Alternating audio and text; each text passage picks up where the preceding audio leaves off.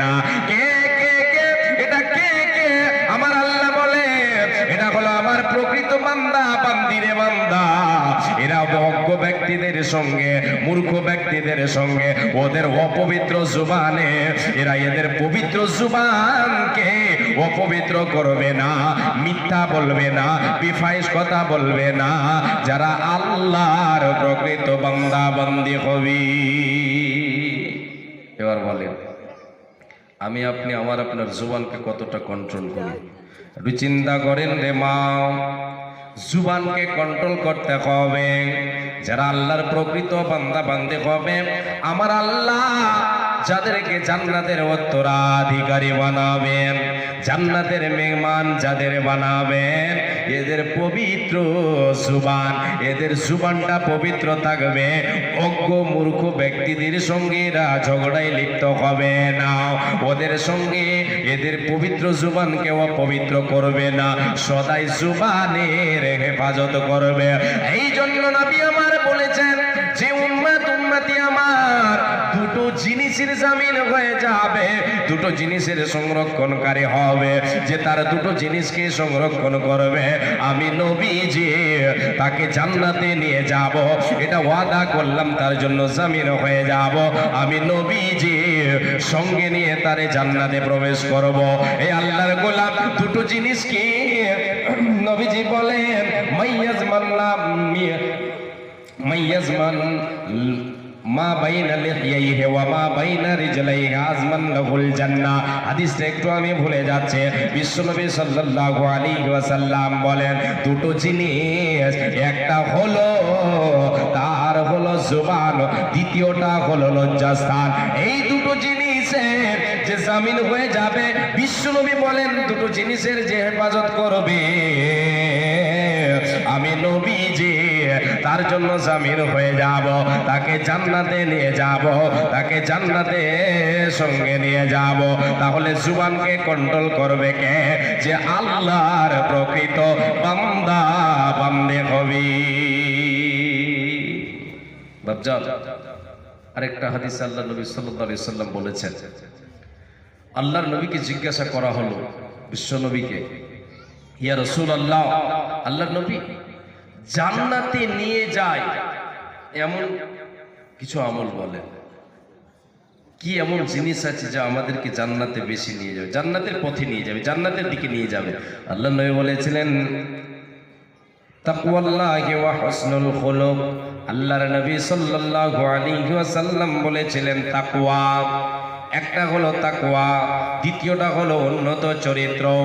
সৎ চরিত্র এবং তাকওয়া, এই দুটো জিনিস যার ভেতরে থাকবে রে, এই দুটো জিনিসে তাকে জান্নাতের পথে নিয়ে যাবে, জান্নাতের দিকে নিয়ে যাবে, সে জান্নাতের দিকে যাবে। আল্লাহর নবী সাল্লাল্লাহু আলাইহি ওয়াসাল্লামকে বলা হয়েছিল, ইয়া রাসূলুল্লাহ, জাহান্নামে নিয়ে যায় এমন দুটো জিনিস আপনি বলেন। বিশ্বনবী বলেছিলেন আল ফামু ওয়াল ফারজ। আল্লাহর নবী সাল্লাল্লাহু আলাইহি ওয়াসাল্লাম বলেছিলেন, এই উম্মতিরা শুনে নাও, এই আদম সন্তান সন্ততিকে, আবার উম্মতিকে দুটো জিনিসে জাহান্নামে নিয়ে যাবে। দুটো জিনিসে বেশিরভাগ দুটো জিনিসে জাহান্নামে তাদেরকে পৌঁছে দেয়। একটা হলো তাদের জিহ্বা, একটা হলো তাদের জুবান, দ্বিতীয়টা হলো লজ্জাস্থান। এই দুটো জিনিসের যে হেফাজত করতে পারবে না, এই দুটো জিনিসকে যে সৎ পথে কাজে লাগাতে পারবে না, সত্য পথে চালাবে না, পবিত্র রাখবে না, তাকে জাহান্নামের দিকে নিয়ে যাবে। যদি এই দুটো জিনিসের হেফাজত করতে পারে, তাহলে জাহান্নাম থেকে বেঁচে যাবে। অপর হাদিসে নবীজি বললেন, মাইয়াজমান লিমা বাইনা লাহিয়াইহি ওয়া মা বাইনা রিজলাইহি আজমান লাহুল জান্নাহ। যে এই দুটো জিনিসের হেফাজত করবে, দুটো জিনিস জুবান এবং লজ্জাস্থান, এই দুটো জিনিসকে পবিত্র বৈধ পথে খাটাবে, বৈধ পথে চালাবে, আমি নবীজি তার জন্য জামিন হয়ে যাব, তাকে জান্নাতে সঙ্গে নিয়ে যাব। তাহলে জুবান কন্ট্রোল করতে হবে, জুবান সত্য কথা বলতে হবে। আর আমরা কথায় কথায় মিথ্যা কথা বলি না।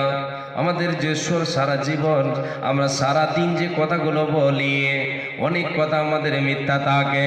রে আল্লাহর গোলাম, মিথ্যা, আমরা মিথ্যার ধার ধারি, আমরা নমাজ রোজার ধার ধারি না, মিথ্যার দিকে আমরা অগ্রসর হই।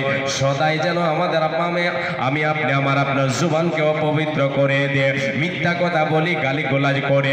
এটা আল্লাহর প্রকৃত বান্দা বান্দির পরিচয় নয়। আল্লাহর প্রকৃত বান্দা বান্দির পরিচয় হলো সে তার জুবানকে কন্ট্রোল করবে, তার জুবানকে কন্ট্রোল করবে, জুবানকে পবিত্র রাখবে এবং সৎ পথে ব্যবহার করবে। এরপরে আল্লাহ বলেন, রে বান্দা, আমার বান্দিরা শুনে নাও, শুধু এই কটাই নয়, শুধু চলা এবং বলা নয়, আল্লাহ তাবারাক ওয়া তাআলা এরপরে আর একটা গুণ বলছেন, ওয়াল্লাযীনা ইয়াবিতুনা লিরাব্বিহিম সুজদাও ওয়া কিয়ামা। যারা আমার প্রকৃত বান্দা হবে রে, এরা আমাকে রাতের বেলায় দণ্ডমান হয়ে সাজদা বনত হয়ে আমি আল্লাহ আমার জন্য এরা সাজদা করবি। যারা রাতকে অতিবাহিত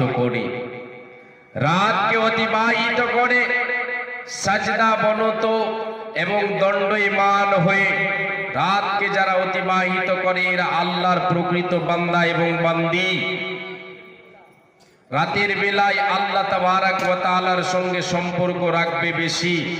যারা আল্লাহর প্রকৃত বান্দা এবং বান্দি হবে, রাতের বেলায় নামাজ পড়বে, রাতের বেলায় নামাজ পড়বে, নফল নামাজ পড়বে, ফরজ তো আদায় করবে, এটা তো ফরজ, অতিরিক্ত আমলে তারা অগ্রসর হবে।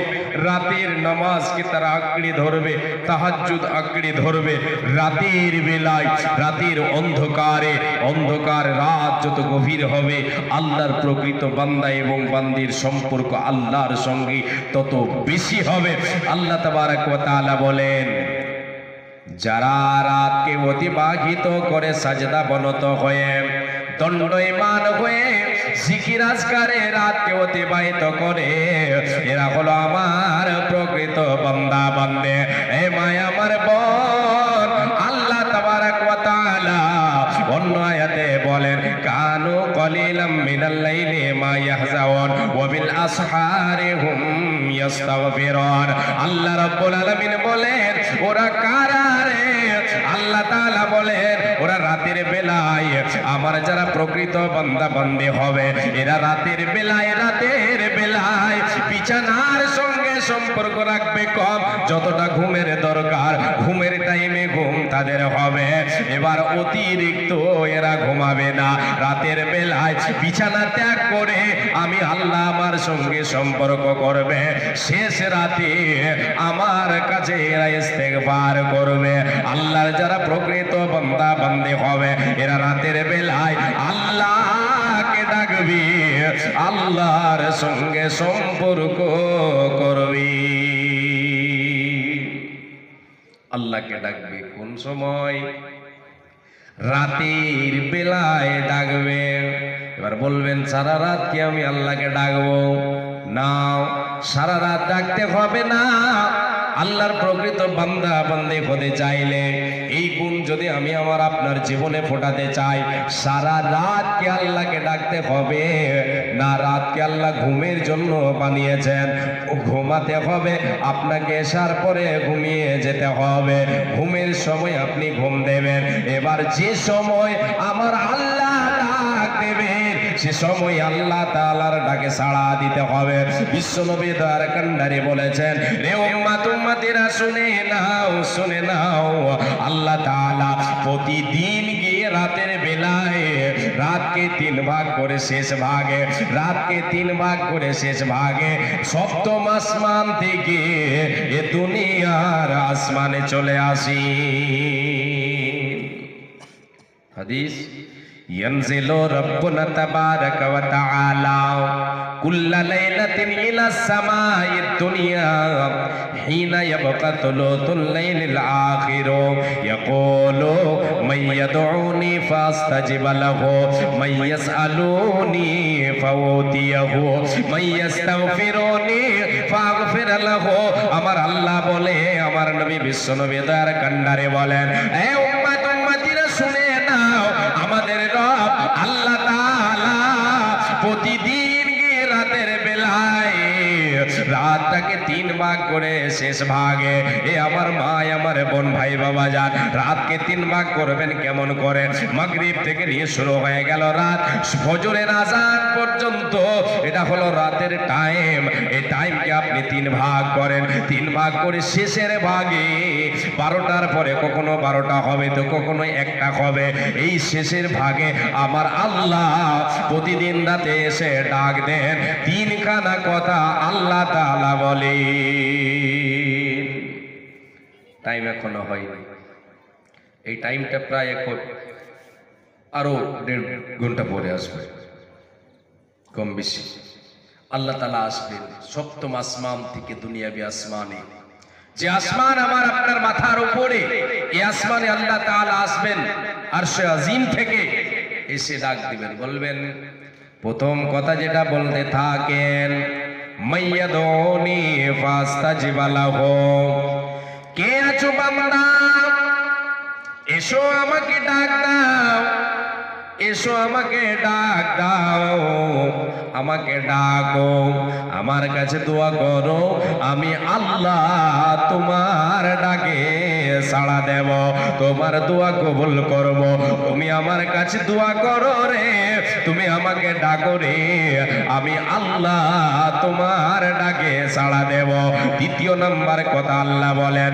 মাইয়াসআলুনি ফাউতিয়াহু আয় আয় আয় আয় রে বান্দে আয় আয় রে বান্দা আয় জীবনে যেটা অভাব পড়েছে আয় আয় বিছানায় আর থেকে হবে না আয় চলে আয় ঘুমের টাইম শেষ হয়ে গেছে আর বিছানার সঙ্গে সম্পর্ক রাখিস না আয় আমার কাছে আয় তোর জীবনে কি অভাব পড়েছে কিসের জন্য তুই অভাবে আছিস কি তোর অভাব লেগেছে ওটা আমার কাছে চেয়ে নে আমি আল্লাহ তোর চাওয়া পূরণ করব এই জন্য নবীজি আমার বলেছেন ইদা সালতা ফাসালিল্লাহ উম্মাত উম্মাতিরা রে যখন তোমার প্রয়োজন পড়বে যখন তোমার অভাব লেগেছে তুমি আল্লাহর কাছে চেয়ে নাও আগে অভাবের কথাটা আল্লাহকে জানাও তুমি আল্লাহকে জানাও নামাজে দাঁড়িয়ে যাও নামাজের শেষে আল্লাহর কাছে হাতটা উঠাও উঠি আল্লাহকে বলো